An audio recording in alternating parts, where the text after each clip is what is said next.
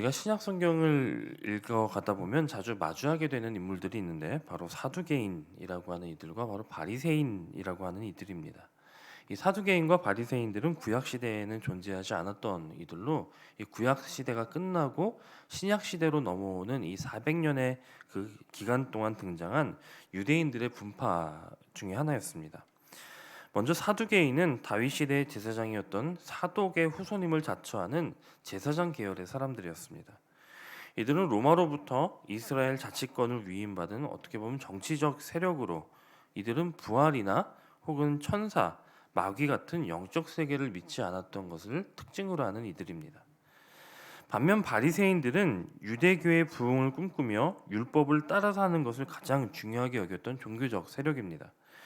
이들은 이스라엘의 통치자는 유다의 후손이 되어야 한다라고 주장했기 때문에 로마로부터 이 자치권을 인정받고 또 그런 권력을 가지고 있던 친로마적인 사두개인들과는 앙숙이 될 수밖에 없는 그런 세력이었습니다. 하지만 이들이 그런 앙숙 사이를 풀고 손을 맞잡은 적이 있는데 그때가 바로 예수님을 죽일 때였습니다. 사두개인들에게 있어서 예수는 자신들의 정치적 권력에 도전하는 존재였고 또 바리새인들에게 있어서 예수는 자신들의 율법적인 권위에 도전하는 그런 존재였던 것입니다. 그래서 이들은 뜻을 같이 해서 예수를 죽이는 데 힘을 모았고 결국 그들의 소원대로 그들이 하고자 했던 대로 예수를 죽이게 됩니다. 이들은 아마 예수만 죽이면 다 끝날 것이라고 생각했을 것입니다. 그런데 예수가 부활했다는 소문이 들리고 예수를 따르던 제자들이 기사와 표적을 행하면서 이들을 따르고 예수를 믿는 자들이 점점 더 많아지자 이제 그들도 긴장하기 시작한 것이죠. 또한 어제 우리가 말씀을 통해서 보았듯이 아나니아와 삽비라 사건 이후에 교회의 영향력은 점점 커져갑니다. 하나님께서 사도들의 손을 통해 놀라운 역사를 일으키시고 또 사람들에게 온 교회가 칭송받고 예수를 믿고 따르는 무리들이 점점 많아지는 것입니다. 그러자 이 광경을 지켜보고 있던 바리새인들과 사두개인들은 다시금 위협을 느낍니다. 그래서 그들은 이제 박해를 시작하는 것이죠. 이미 그들은 이전에 베드로와 요한을 잡아다가 다시는 예수의 이름으로 가르치지 말라라고 경고한 바가 있기 때문에 이 자신들의 경고가 먹히지 않았던 것을 보고도 또 굉장히 그들의 마음 가운데는 불안함이 컸을 것입니다. 그래서 이들은 다시 움직이기 시작합니다. 그래서 이번에는 베드로와 요한뿐 아니라 사도들을 잡아서 옥에 가두고는 그 다음 날 원로들과 사람들을 다 모아서 이 사도들을 처리하고자 이렇게 계획을 합니다. 그런데 그날 밤에 놀라운 일이 일어나죠. 주의 사자가 밤에 옥문을 열고 이 갇혀있던 사도들을 끌어낸 것입니다. 그리고는 그들에게 가서 성전에 서서 이 생명의 말씀을 다 백성에게 전하라, 백성에게 말하라 이렇게 명령하십니다. 주의 사자는 이 환난과 핍박에서 사도들을 구해주시고 빨리 도망가라라고 하신 것이 아니라 아니면 그 감옥 가운데서 수고했으니 좀 쉬어라라고 하신 것이 아니라 성전에 서서 생명의 말씀을 백성에게 전하라 이렇게 하십니다. 이 간밤에 일어난 이 사건을 통해서 사도들은 두 가지 사실을 마음에 새기게 되었을 것입니다. 한 가지는 하나님께서 그들의 생명을 보호해 주시니 어떤 물리적인 핍박이나 박해를 조금도 두려워할 필요가 없다라고 하는 것입니다. 세상의 권력이 아무리 강하고 또 그 권력을 가지고 이들을 감옥에 가두는 일이 일어나도 하나님은 아무렇지 않게 바로 그 밤에 그들을 건져내실 수 있다라고 하는 것을 경험하게 된 이 사도들은 더욱 하나님을 의지하고 더욱 담대할 수 있게 되었습니다. 두 번째로는 그 무엇보다 이 생명의 복음을 전하는 일이 가장 시급하고 중요한 일이며 이 일은 결코 중단되어서는 안 된다라는 사실을 깨닫게 되었습니다. 하나님께서 그들을 보호하시고 또 환난과 핍박에서 건져주신 것은 다른 목적이 있어서가 아니라 바로 복음을 전하는 일, 예수의 이름을 말하는 일, 이 일을 위해서였다라고 하는 것을 깨닫게 된 사도들은 바로 그 주의 말씀에 순종하여서 새벽부터 성전에 가서 하나님의 말씀, 예수의 이름을 말하기 시작했다라고 하는 것입니다. 오늘을 살아가는 우리가 기억해야 할 사실들도 다르지 않습니다. 아무리 우리 앞에 장애물과 또 문제들이 크고 견고해 보여도 하나님은 우리를 지키시고 보호하시며 인도하십니다. 그러니 우리는 그 문제들을 문제로 볼 필요가 없고 또 그 문제 앞에 좌절하거나 두려워하거나 낭망할 필요가 없다라고 하는 것입니다. 그리고 하나님께서 그와 같이 우리에게 크신 은혜를 베푸시는 건 역시 동일하죠. 우리로 하여금 담대히 예수의 생명의 복음을 전하게 하시기 위함이라는 것을 기억하면서 오늘 우리에게 주신 이 한날의 시간 동안 때를 어떤지 또 혹은 못 어떤지 더욱 담대하게 복음을 전하고 예수를 드러내는 저와 여러분이 되시기를 간절히 소원합니다. 자, 그런데 이와 같이 사도들이 하나님의 은혜를 경험하고 하나님의 사명을 받았음에도 불구하고 그 이후에 일어나는 일들은 크게 달라지지 않는 것 같습니다. 사두개인들과 바리새인들은 사도들을 감옥에서 끌어내려다가 그들이 지금 거기 없고 성전에서 예수의 복음을 가르치고 있다라는 사실을 알게 됩니다. 그 일어났던 과정들이 너무나도 신기해서 그들은 이것이 어찌된 일인가 의혹하였지만 그럼에도 그들은 결국 사도들을 성전에서 붙잡아서 그들의 의도대로 사내들인 법정에 세우게 됩니다.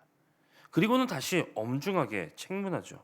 우리가 예수의 이름으로 사람을 가르치지 말라고 엄하게 금지시켰는데 왜 그 명령을 따르지 않고 다시금 이런 일을 행했느냐라고 하는 것입니다.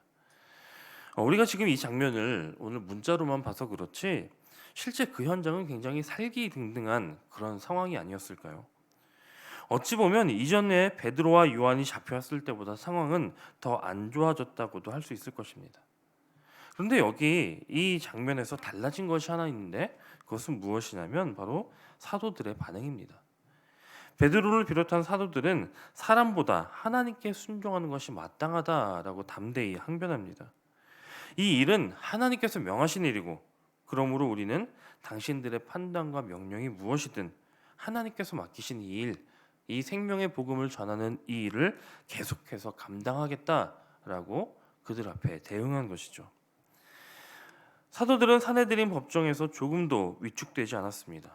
오히려 거기서 멈춘 것이 아니라 이 사내들인이 예수를 죽였고 하지만 하나님께서 그를 다시 살리셨고 그렇게 부활하신 예수님이 임금이요 구주시라라고 오히려 그 자리에서도 예수의 복음을 전하게 됩니다. 이전에도 말씀드린 바 있습니다만 이 사내들인 공의회는 막강한 힘을 가진 집단입니다. 그들은 사람을 죽일 수 있는 권력을 가지고 있었고 실제로 그 힘을 가지고 예수를 죽인 바 있습니다. 그리고 지금 그들은 그 앞에 서 있는 그래서 예수의 복음을 전하고 있는 이 사도들도 마찬가지로 죽일 수 있었습니다. 그런 힘을 가진 사내들인 앞에서 오늘 본문 속 사도들이 가지고 있었던 것은 무엇입니까? 주님은 이 사도들에게 어떤 초인적인 힘을 주시거나 아니면 천재적인 지능을 주시거나 아니면 영웅적인 용맹함을 주셔서 그 용기를 주셔서 이들로 하여금 이기게 하지 않으십니다. 사도들이 가진 그것은 오직 예수의 이름뿐이었습니다. 그들은 예수의 이름을 가지고 그저 당당히 서 있었을 뿐입니다. 그러자 그때부터는 하나님께서 일하시기 시작하죠. 하나님은 백성들의 존경을 받는 바리새인 율법학자 가말리엘을 통해서 오히려 그의 변호를 하게 하시고 사도들이 그로써 생명을 건지시도록 이 가말리엘의 마음을 움직이십니다. 사랑하는 여러분, 오늘 우리에게도 이와 같은 역사가 있음을 믿으시기를 바랍니다. 우리가 예수의 이름을 의지하고 나아가면 하나님께서 일하시기 시작하십니다. 우리가 예수의 이름의 능력을 믿기 시작하면 하나님께서 모든 상황과 환경과 사람을 주장하셔서 우리를 건지시고 보호하시며 그 가운데 하나님의 일들을 이루어 가시는 것입니다. 이 사실을 기억하심으로 오늘도 세상 가운데 당당하게 예수의 이름으로 서는 저와 여러분이 되시기를 간절히 소원합니다. 물론 이 일로 인해서 사도들이 아무런 화를 당하지 않은 것은 아닙니다. 결국 사도들을 죽일 수 없었던 사내들인 공의회는 사도들을 붙잡아다가 그들을 채찍질하고 그들을 풀어주었습니다. 어찌 보면 사도들은 이 사건 속에서 억울하게 갇혔고 억울하게 재판받았고 억울하게 채찍질을 당했습니다. 그런데 이 억울한 일들을 당한 이 사도들은 오히려 기뻐하며 공회 앞을 떠났다라고 성경은 증언하고 있습니다. 억울한 일들을 당하고 매까지 맞았는데 그들이 떠날 때에는 그들 안에 기쁨이 충만했다라고 라고 할 때 이 기쁨은 세상적인 기준으로는 절대 이해할 수 없는 기쁨입니다. 이 기쁨은 한마디로 하늘에서 임하는 기쁨이라는 것이죠. 그리고 이 기쁨이 사도들에게 충만할 수 있었던 것은 그들이 주님의 말씀을 기억했기 때문입니다. 주님은 제자들에게 마태복음 5장 11절과 12절에서 나로 말미암아 너희를 욕하고 박해하고 거짓으로 너희를 거슬러 모든 악한 말을 할 때에는 너희에게 복이 있나니 기뻐하고 즐거워하라. 하늘에서 너희의 상이 큼이라. 너희 전에 있던 선지자들도 이같이 박해하였느니라. 이와 같이 말씀하신 바가 있습니다. 예수님의 이 말씀을 기억하고 있던 사도들은 하늘에서 크게 임할 그 상을 믿음으로 바라보았기 때문에 하늘의 기쁨을 누릴 수 있었다라고 하는 것입니다. 오늘 우리 안에 이와 같은 기쁨, 세상적인 기준으로 주어지는 기쁨이 아니라 하늘로서 내리는 그 기쁨이 충만하기를 소원합니다. 때로는 우리가 세상과 똑같은 방법으로 살지 않기 때문에 그렇기 때문에 당하는 억울한 일들도 있을 수 있고요. 또 이 세상 속에서 하나님의 기준으로 살기 때문에 만나는 고난이 있을 수도 있습니다. 그러나 그때에도 우리는 예수의 이름을 의지함으로 승리할 수 있고 말씀을 붙들므로써 기뻐할 수 있는 것입니다. 오늘 이런 담대함과 기쁨을 누리시기를 간절히 소원합니다. 오늘 우리가 읽은 말씀의 결론은 사도들이 날마다 어디에 있든지 성전에 있든지 혹은 집에 있든지 예수 그리스도를 전하기를 그치지 않았다라고 증거합니다. 사랑하는 여러분, 지금 예수를 전하는 언제나 어디서나 집에 있든지 밖에서든지 거리에서든지 어디에서나 예수를 전하는 그 사도들의 표정과 그들의 태도를 한번 상상해 보십시오. 그들은 세상 누구보다 행복하고 기쁨의 충만함으로 그들에게 맡겨진 사명들을 감당했을 것입니다. 오늘 우리가 가장 행복한 삶, 가장 기쁜 삶을 사는 비결이 바로 여기에 있다라는 사실을 기억하십시오. 세상보다 크신 하나님을 의지함으로 담대하게 서시고 하나님이 가장 기뻐하시고 시급히 생각하시는 복음을 전하고 그 가운데 어떤 고난과 어려움이 있더라도 담대함으로 우리에게 약속된 상급이 있음을 믿음으로 증거하는 그런 저와 여러분의 삶이 되시기를 주님의 이름으로 간절히 축원합니다.